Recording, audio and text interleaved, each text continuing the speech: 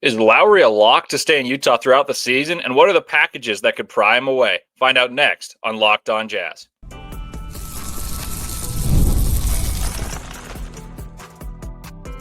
You are Locked On Jazz, your daily podcast on the Utah Jazz. Part of the Locked On Podcast Network, your team every day. Hello and welcome into Locked On Jazz. My name's Leif Thulin. I'm excited and honored to have the opportunity to fill in for David Locke again with you on Locked On Jazz. As most of you guys know by now, I'm a lifelong Jazz fan, credentialed NBA draft analyst, attendee of the 23 and 24 NBA Combines, Jazz broadcast assistant and statistician each of the past 4 seasons, and lover of college hoops, so I'll make sure you know what you need to know about your beloved Utah Jazz. Thanks for making Locked On Jazz your first listen each and every day, and remember, Locked On Jazz is available and free on all platforms, including YouTube at Locked On Jazz, where the best way to help us grow is to comment anything below. Today's question is, what do you think the best package for Lauri is? And is there anything that would lure you to deal him? Or are any of the packages I come up with good enough? So today's episode is brought to you by FanDuel. Football season is just around the corner. Visit the FanDuel app today. Start planning your future bets right now. So today on the show, I'll answer some fan questions, including how likely is it for Lauri to be dealt and what packages seem the most likely.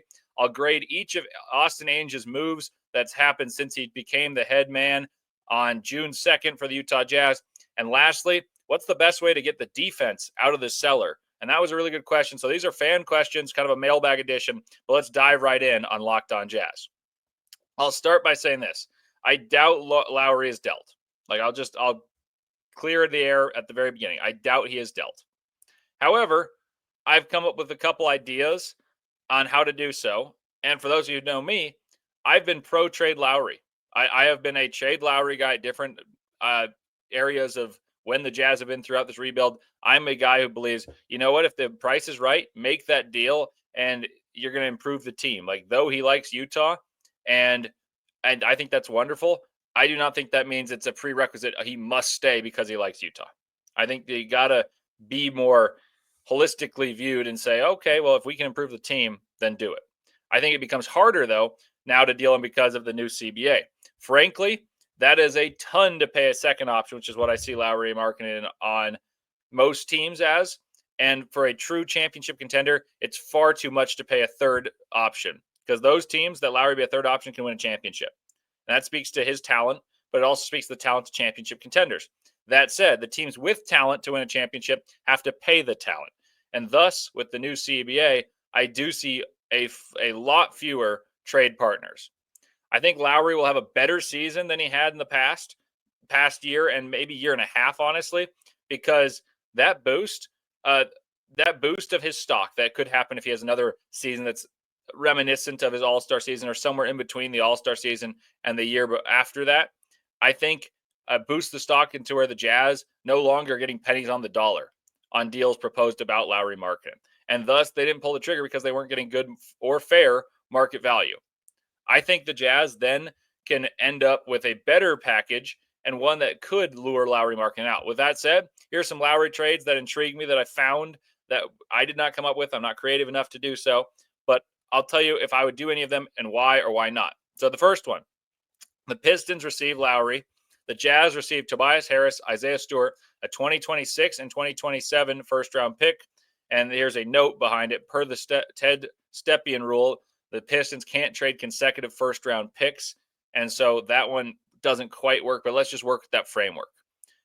Cade needs Lauri because he needs help, and Lauri is the perfect fit as someone who can knock down threes, have positional size, and play off the ball and really help raise the ceiling of a team that's up and coming and certainly is in the right direction. The logic would be, considering Lauri's got a huge deal, $43 million, Utah is probably moving towards a future without Markkanen is what this writes. I can read the quote for you, actually. Let me pull my notes. It says, considering Markkanen's massive $43 million deal, if Utah is definitely moving towards a future without Markkanen, this trade could be the best way for them to ease the salary burden, Nedeljkovic wrote. At the same time, they would receive solid players and valuable draft picks in return. So my analysis is the haul isn't bad.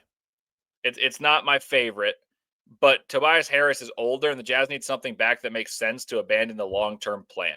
And the long-term plan is of 3 years being really bad to get dudes that can be the 1 and 2, and Lauri can then be the 3 in the tail end of his prime. Well, those guys go into their prime. And that could be with Ace Bailey, and that could be the AJ DeBonsa, it could be Darren Peterson, whomever that is. I don't think you abandon course for this package. The picks are intriguing, but like I said, the format doesn't quite work, and the picks are intriguing, but Detroit doesn't seem likely to have high-level picks because they're going to be good. So that said, I don't make that deal. Let's move to the next one. The proposed trade details have the Jazz receiving Jalen Green and Pat Connaughton. The Phoenix Suns receive Lauri Markkanen. The Charlotte Hornets receive Royce O'Neal, the 2029 second-round pick from Utah, and the 2031 second-round pick from Phoenix. So let's just talk about the Jazz part. I don't understand really the logic behind Charlotte and this one, but we'll skip on to that. I think is an interesting deal for the Jazz that I saw in Yahoo. I'll give you guys the forewarning. I've never been a Jalen Green guy. I didn't like him that much in the draft. I've never liked watching him play for the Rockets, but he is young and the money works. And that's rare to find someone monetarily in the same conversation as Lauri Markkanen that's younger and therefore has some promise. Green was a leading scorer on a 2 seed in the West. Like, that does mean something. And he has a lot of talent. But my dislike for Jalen Green kind of pushes this one down the road. And it makes me a little hesitant to see a guy that wasn't wanted in Houston.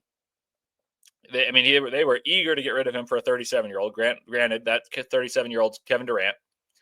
I don't see, based on what I've watched him play, and I've seen him a lot of times in person, plenty of times watching on TV as well, I don't see him being a star that's capable of leading a team deep in the playoffs. I think he'd have to take a secondary, probably a tertiary role. And I think there's some mental aspect of like his growth. He's gotten better. He's made strides, but I don't necessarily like the way he plays. And I think he could stunt the growth of Ace Bailey. And to me, that's the main priority for the Jazz right now.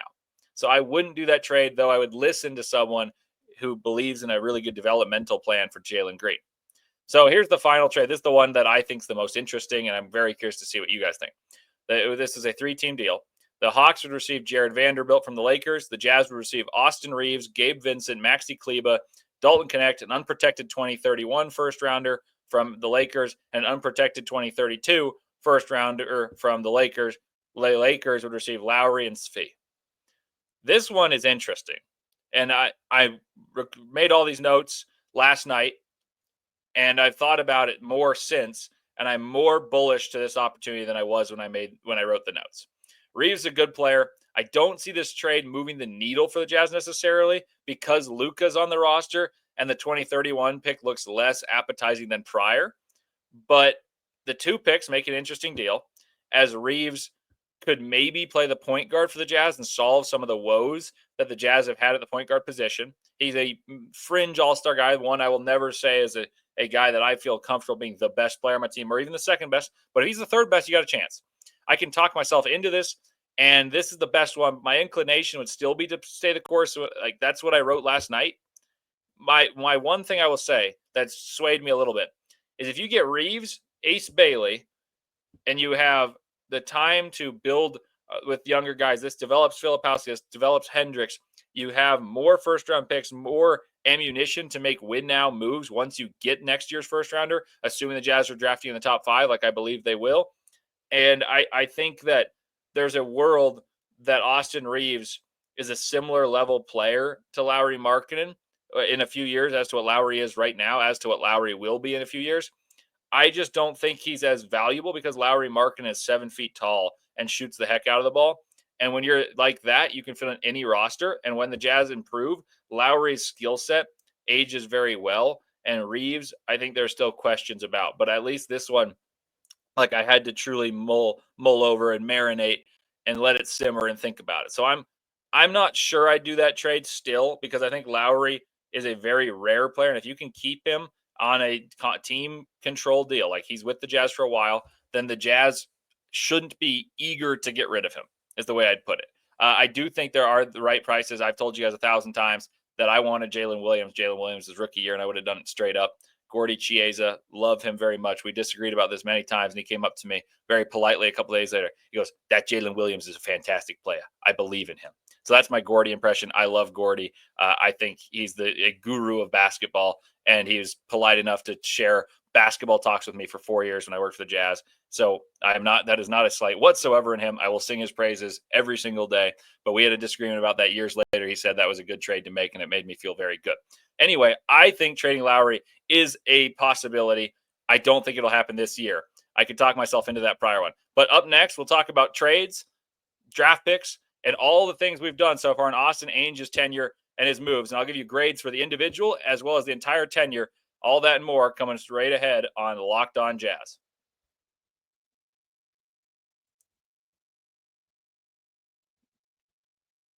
August 26th is officially FanDuel's Futures Day, a brand new holiday for football fans who live for bold predictions and preseason hunches. For just 24 hours, FanDuel is giving you deals on NFL season prediction. So whether you're calling your MVP, eyeing a long shot division winner, or ready to crown your Super Bowl champ before week one even kicks off, this is your moment. So if you want to take a flyer on the MVP race, how do you feel about Joe Burrow? He was in the chase last year on a team that wasn't very good. If they improve and he puts up those prolific numbers, not a bad call. If you want to crown your champion in August, my pick would be the Chiefs. Patrick Mahomes is the best player in football, and I think that this team's going to be hungry after, they were trying to chase history. This time they're the hunter, not the hunted. Or if you want to parlay your division winner, dark horses. So if you want to do that, two I prefer would be the Eagles in the NFC East and the Texans in the AFC South. I think those guys are the front runners in their respective divisions. So visit the FanDuel app today and start planning your future bets now, because Futures Day is one day and one day only. FanDuel, play your game.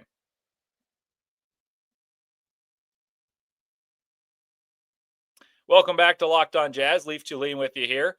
And it's been about 2.5 months since Austin Ainge became the decision maker for the Jazz. It's been June 2nd was his first day, and the Jazz have done the following. I'll read you every acquisition that the Jazz have made and every transaction that the Jazz have done.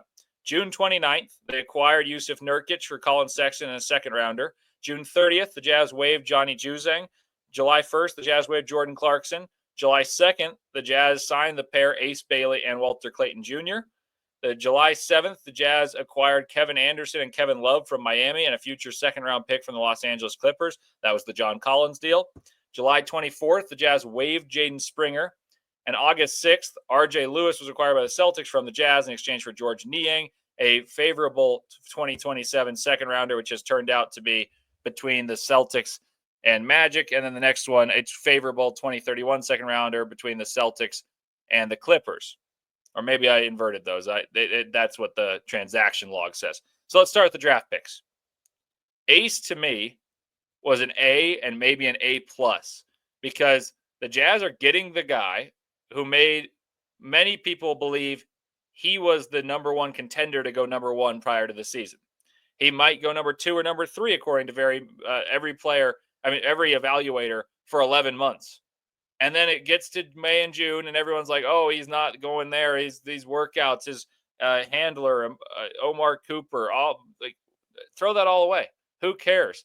That's a bunch of garbage to me, because the player and the talent is superb. They slander the character and all these different things about Ace Bailey. And the Jazz got a guy who has top 2, top 3 talent in a class at number 5. Superb. And especially if the narrative of the Jazz want Con Knippel, and so therefore the Hornets can't train down like they wanted to because the Wizards knew what they wanted. They wanted Ace Bailey. They wanted to trade up.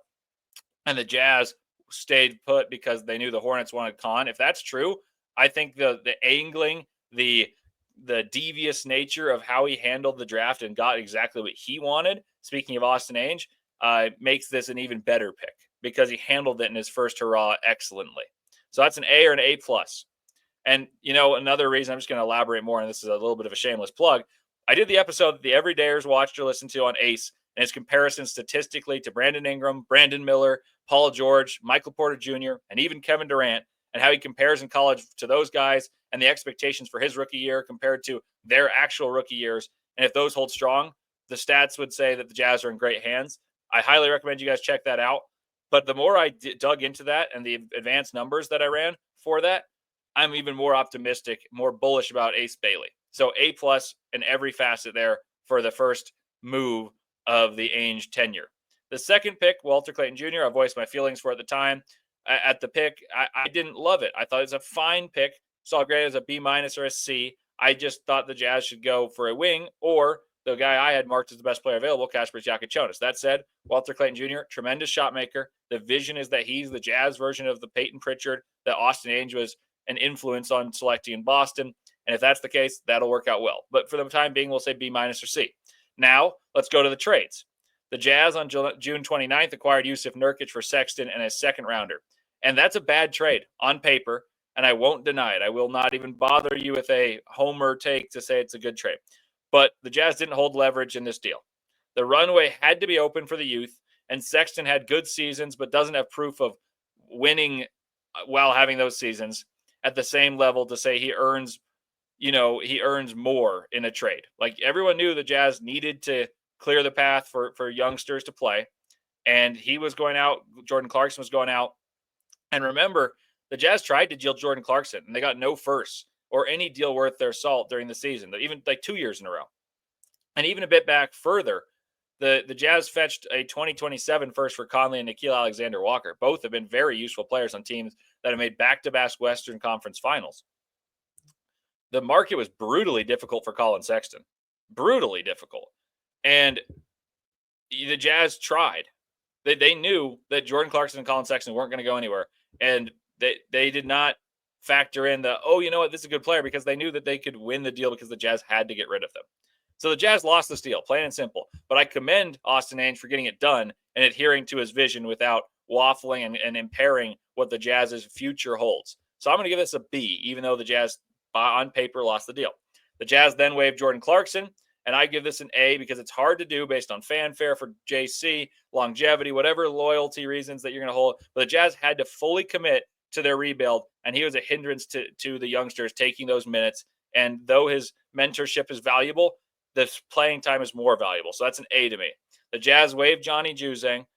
This one I'm a fan of because he's good enough to stop Cody from getting some chances if Cody is in his head and not very confident. He shoots it well enough to take away some time by virtue of he's too good to sit always, and Ace needs some of those minutes to have the ball in his hands and not have other offensively oriented players take his time. I'm worried about that with Sensabaugh even because he's such a good shooter.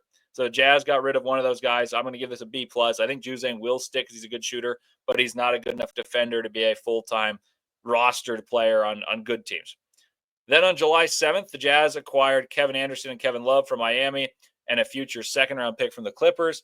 I thought the Jazz did really well here because John Collins was also the same thing. The Jazz needed to clear space for Filipowski and Hendricks, and they got valuable veterans. That said, I'd hope the Jazz would get a little bit more for him in terms of players that would have more use in the short term. But I do like the flexibility of either of those two being good mentors or players that the team can move on from, and they won't have, a conniption fit about being moved on. They understand the business of it. And the second rounder is good to add and replenish the store. But I do think John Collins, based on his season last year, which was unbelievable, drew a little bit less value inherently. But once again, the vision was adhered to, and that was my goal. That was my complaint for years past. So I'll go B- just because Collins had a fantastic year. July 24th, the Jazz waived Jaden Springer. It's a relatively easy move. There was a lot of guards. There's new players. There's rookies. We haven't even talked about John Tonje. And so, there's more and more players. And Springer has proven at every step he cannot shoot the ball. And he'd be competing for a crowded position. And it was between he or Harkness. And he just does not shoot it well. Elijah Harkless does not shoot it well himself. But I think they're the same player with a little bit more upside on the ball for Harkless. And then August 6th, this is the last deal the Jazz have made in the Ainge tenure. R.J. Lewis was acquired by the Celtics. The Jazz got Niang and two second rounders, 2027 and 2031. And I can't complain about this at all. The Jazz got picks to replenish the Jazz's stock, which they had given up many of them to make some of the prior deals. And George Niang is an amazing teammate. We talked about that in a prior episode. The Everydayers heard all the anecdotes about how the biggest thing the Jazz lacked between the year they made big strides in the playoffs versus the year they fizzled out against the Mavericks was George Niang wasn't on the team because they didn't like each other anymore. Like, that was the answer I got from someone at Jazz games that said, yeah, Niang's gone. And that means a lot because everyone liked each other when Niang's there. And now it's just Joe Ingles. And without George Niang, the team is not able to function as well. So I can't complain about this whatsoever. That's an A from me. overall, these trades are going to be minute details in it, and the draft and how he drafts, who he drafts will determine how Austin Ainge is seen. So I'm far more impressed with the determination to adhere to the plan by all means necessary than I anticipated I would be, because I didn't think the Jazz would be able to clear house that easily. And the Jazz did get stuff back. And especially in that Niang deal, that was a good move. So coming up next, I think it's been a good tenure. I'm very eager to see how the Jazz move on. Will they contemplate the trade for Lauri? Who's the guy that turns the Jazz franchise around with Ace Bailey? Is it AJ? Is it Darren? Is it Cam? Like, those are all going to be answers that really leave inflection points on how good Austin Ainge is. But the last thing we're going to discuss is how the Jazz can become a better defensive team this season and beyond, because when you win, you got to play both sides of the ball. All that and more straight ahead on Locked On Jazz.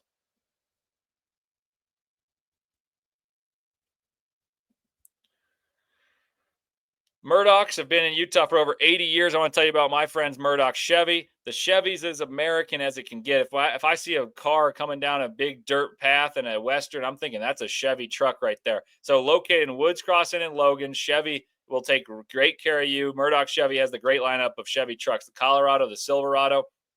And you can go to the website and see all the latest deals, what's in stock, and much, much more. The inventory is kept up to date, and the amazing lineup of SUVs is there as well. The Tahoe, the Suburban, the Blazer, the Equinox, and the Trax.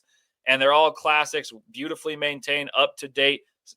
Bells, safety features, and everything up to the date. And the most important part is the people there at Murdoch Chevy take great care of you. And if you can call in and say you listen to Locked On Jazz, check the inventory, say you have interest in a car, they'll take care of you in every facet. So make sure to tell them you listen to Locked On Jazz, and they'll treat you fantastically, just like they do everyone. So tune in, listen to Locked On Jazz, go to Murdoch Chevy, and get yourself a new car.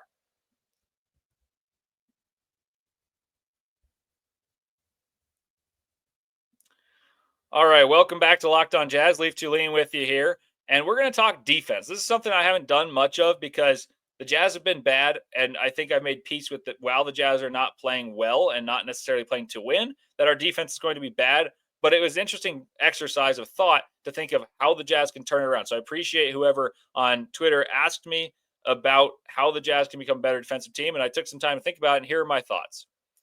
Defenses want to, and traits. It's a mixture. You need to want to, and traits help. The Jazz right now employ one proven to be good defender that will play real minutes, and that's Walker Kessler. The Jazz also have two promising younger players with defensive chops in their potential, and that's Cody Williams and Taylor Hendricks. Those are the only three that I would say have true traits that make them good defenders at their position and in general. The easy answer, the first thing to do, is to find more guys that have the requisite traits that make these guys stand out. They're long, they're tall, they move fluidly, they're laterally able to move and can contest at the rim for their position. Of course, Kessler is one of the better rim protectors in the entire NBA, and many statistics support that. He runs very well. Cody, I think, can be one of the better perimeter defenders in the NBA in time as he gets stronger. And Taylor, we're hoping, can be the Jazz's Jaden McDaniels.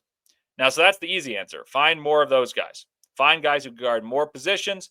And for that reason, a slight part of me was sad to see RJ Luis go, because he can really, really guard. He was Defensive Player of the Year in the Big East, he was all defense. He was a second place finisher in Defensive Player of the Year in the Big East behind Ryan Kalkbrenner, who had won 4 years in a row. So essentially, he was the best player other than a generational defensive talent at Creighton. But I digress. My point being is he had rare traits defensively that could have made him play, but he's not a good enough shooter to be drafted. And that's why the Jazz were able to pick him. And the Jazz got George Niang for him, so no complaints. But here are the way the Jazz can improve on defense that are not, hey, draft different guys. I think they can get bigger at each position. In my preferred lineup that many of you guys listened to a couple weeks ago, if you haven't, I talked about my preferred lineup features a slight change from the one I anticipate, but essentially it'll be Isaiah Collier, Ace Bailey, Lauri Markkanen, either Hendricks or Filipowski alongside Walker Kessler. And the Jazz are very big. In every spot, the Jazz have good size. Collier's not enormous height-wise, but he's strong as an ox, and he's quick. Ace is 6'9", playing the 2 guard. Lowry's 7 foot at the 3. Hendricks and Flip are both huge. Obviously, Hendricks has more defensive chops than Flip, who's not fleet of foot. But it's the idea of being bigger. It's hard to see Ace as a plus as a rookie on defense. So I want to, people are going to say, well, Ace isn't going to be good on defense. And you might be right. But I think he has the chance to become a very solid defender in time. And it's the future that matters for the Jazz defense. Right now, the Jazz are going to be bottom 5 in the league defensively this season. I'm pretty sure of that. So that's the first point. Get bigger on defense. The second point I think will take longer to see go well.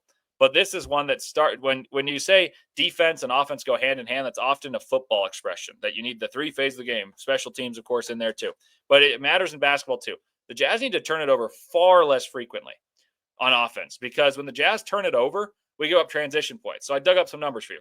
The Jazz gave up 22 points off of turnovers, which is the worst in the NBA.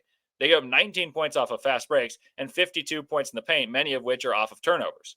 So holding on to the basketball could lead to better defense because if you have people behind the ball and in between the man and the hoop, that it's the simple fundamentals when everyone's in Boys and Girls Club and you're wearing wristbands to guard someone with the same exact wristband. The Jazz weren't able to do that and execute a very simple part of basketball because they turn the ball too frequently to the other team who would then get advantages and score.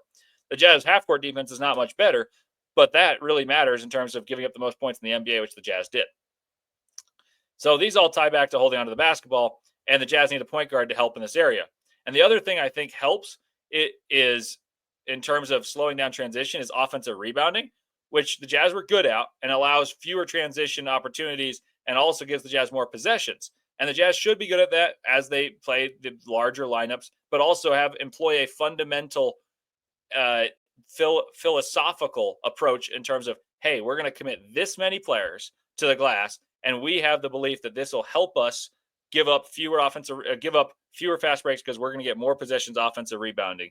And therefore, by playing more offense, we play less defense. Like that is what a lot of teams are doing in the NBA. And it's minute stuff. I've heard Chris Finch talk about it in interviews, and he has a really good, interesting answer. All the coaches talk about this. Like this is the stuff that they work on and game plan over the offseason. It's not like, hey, we're going to try a whole different Princeton offense. Like no one does that anymore. But instead, they're thinking about how to get more possessions. How to get more possessions, either ratchet up defensive pressure or, if you don't have the chops for that, get more offensive rebounds and play less defense. I think the Jazz can do that. Now, the last thing that I think is interesting is the Jazz haven't had any intention of winning.